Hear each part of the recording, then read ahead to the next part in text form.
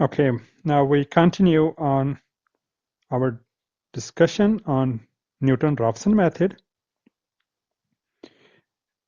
As I mentioned previously, that this is the basis of geometry optimization procedure used in most computational chemistry codes.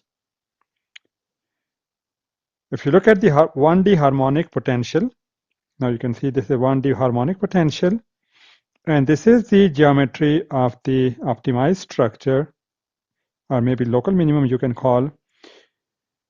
And this is the structure that you draw and give it to the software.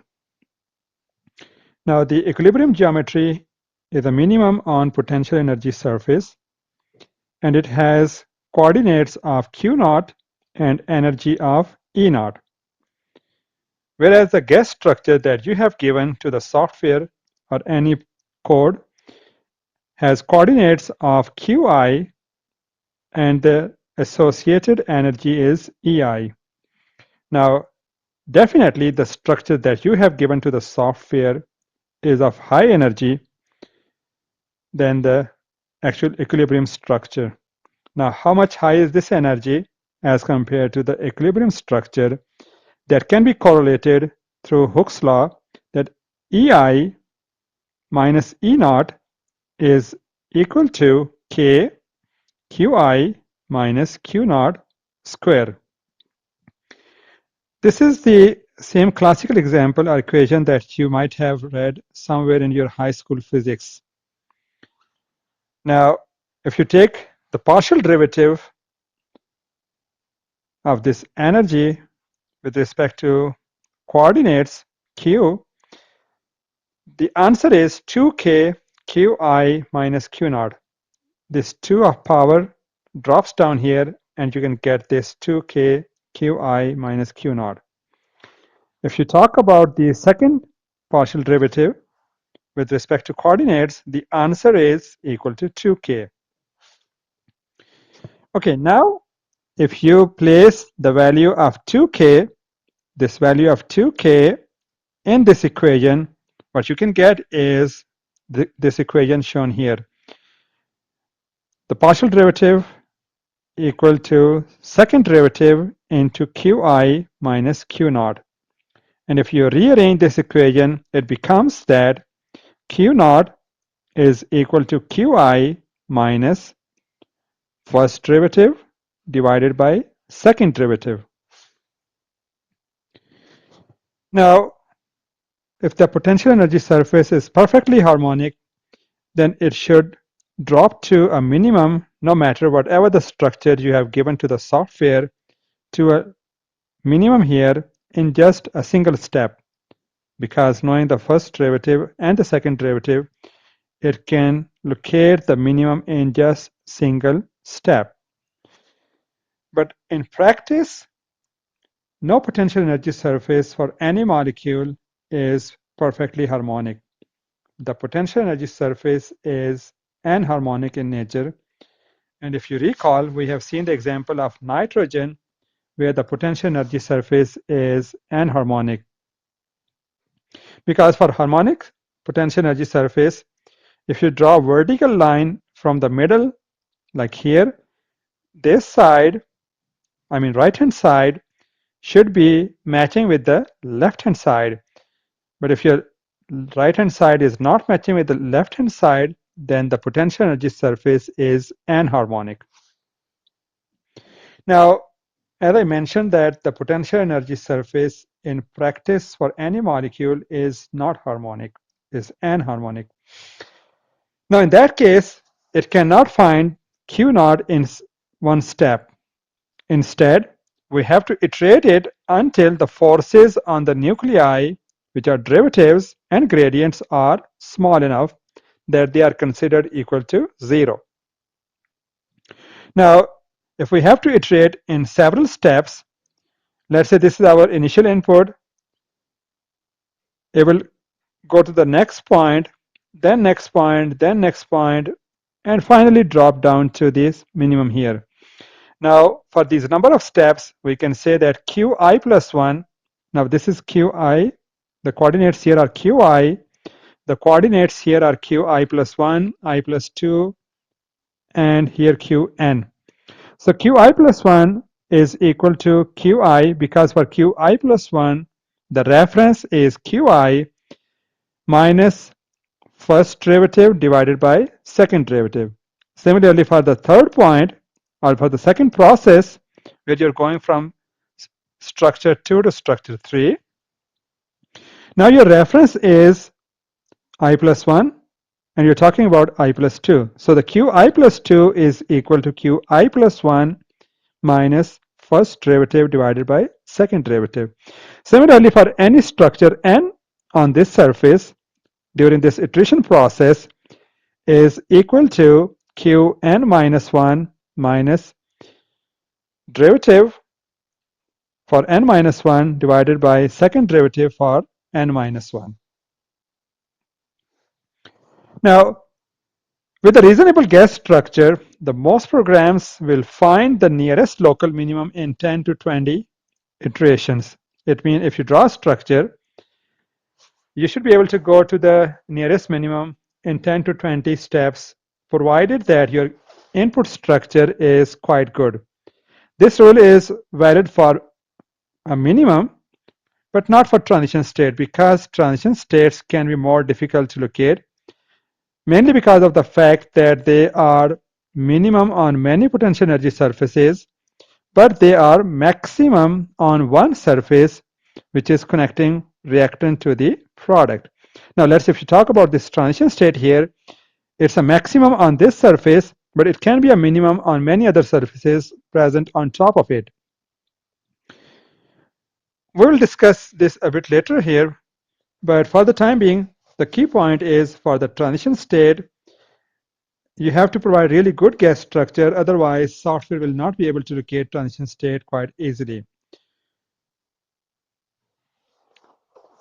Okay, now if you look into the more complicated equation here, at the end we can have a number of equations like this on the slide here. In general, it is Qi plus 1 equal Qi minus first derivative divided by second derivative. So we can call this one, or simplify it, that we call this Qi plus 1 Qi, the same here, but the first derivative is now called as Gi, and the second derivative is called as Hi, because optimization is done using 3n Cartesian coordinates. For 3n Cartesian coordinates, you have 3n values for these coordinates. If you talk about first derivative, you can have the value of q1, q2, q3n. But if you talk about Hessian matrix, it's second derivative, so it depends on qi. So it can be q1, q1, q1, q2, and up to q1, q3n. Similarly, if you move down the column, it can be q11, 21, 31, and up to 3n, 1. So this part is relatively more complex as compared to the Gi here, because Gi is first derivative, it's depending only on 3n coordinates, but this one is depending on 3n into 3n coordinates. So in practice, the Hessian is the most difficult part to compute. We will see a bit later that Hessian calculation takes approximately 80% of the resources, whereas first derivative Gi takes less than 10 or 20% of the computational cost. Now, to calculate Hessian analytically, it can be challenging. Sometimes we have to make approximation, but if you calculate Hessian, for some reason, it will be really time consuming. We will see some examples where we have to calculate Hessian analytically rather than doing numerically. So keep in mind, when we talk about analytically, it means we are talking about solving it explicitly. But when we talk about numerically, we can talk about, or we can say that the computation is being done through some approximation or some generalization. Okay, to do an optimization, what we need here, we need Qi, which is column vector of 3n Cartesian coordinates defining the molecular geometry, And this is generally provided by yourself to the software as an initial guess structure. So initial guess structure should look like anticipated minimum or transition state. Otherwise, it can be quite challenging for the software to locate the real structure that you are looking for. It can build with the molecular editors. For example, we can build such structure from Gauss view. We can build some structure from Chemcraft, GabEdit, etc. GI is a column vector of 3n derivatives of energy with respect to Cartesian coordinates, and it represents the forces on the nuclei. Bear in mind that GI is the first derivative of energy with respect to coordinates, and the first derivative of energy with respect to coordinate is actually a force. And this is what you can see here. Force is equal to partial derivative of energy with respect to coordinates. So it is calculated by the program, and it's about 20% of the effort in geometry optimization. I just want to mention it again here that the forces on the nuclei should zero once the optimization is done. So it means if the value of GI is approaching close to zero or almost zero, the software will declare the structure as the optimized structure. Now Hessian is a matrix of 3n into 3n to second derivative of energy with respect to Cartesian coordinates. And these second derivatives are expensive to calculate analytically. I mentioned that analytically means that we are going to solve it explicitly. Now, if it is difficult to compute analytically, what can be done? It can be estimated during optimization. Rather than being calculated analytically, it can be estimated using this equation, and that will save a lot of time. Okay. So here is the process of finding minima. Let's say you construct a guess structure. You give the command to the software for optimization, and it will go to the nearest minimum. You have to build an initial Hessian, which can be approximated from low-level calculation or from some other generalization. Then you calculate derivative GI, and now you have to compare these derivatives against convergence criteria. Bear in mind that every software has its own convergence criteria. I will show here the convergence criteria for optimization in Gaussian software, but every software has its own convergence criteria. And the convergence criteria for simple molecular optimization is generally based on forces and displacement. It can be a maximum force, or it can be RMS force, it can be a maximum displacement, or it can be an RMS displacement. Now let's say you calculated derivative GI, and the forces on the nuclei are not zero, and they are not meeting the threshold set by the software. It means the software will declare the structure as non-optimized. So what will be done next? The software will send the command to update the geometry. So structure can be modified from Qi to Qi plus 1. So here you have Qi. You gave the structure to the software. It calculated Hessian by some approximation, then calculated GI, and compare the value of GI or the forces against convergence criteria. If the convergence criteria are not met, then it will update the geometry going from I to I plus 1. It will update Hessian by this equation, and the steps from 3 to 6 will be repeated again and again until the convergence criteria are met. So these convergence criteria are from the Gaussian software. The maximum force on the nuclei should be 4.5 into 10 to the power minus 4 Hartrees per Bohr. Similarly, the RMS force should be less than 3 into 10 to the power minus 4 Hartrees per Bohr. There are some other geometry-based criteria, which is maximum displacement and RMS displacement.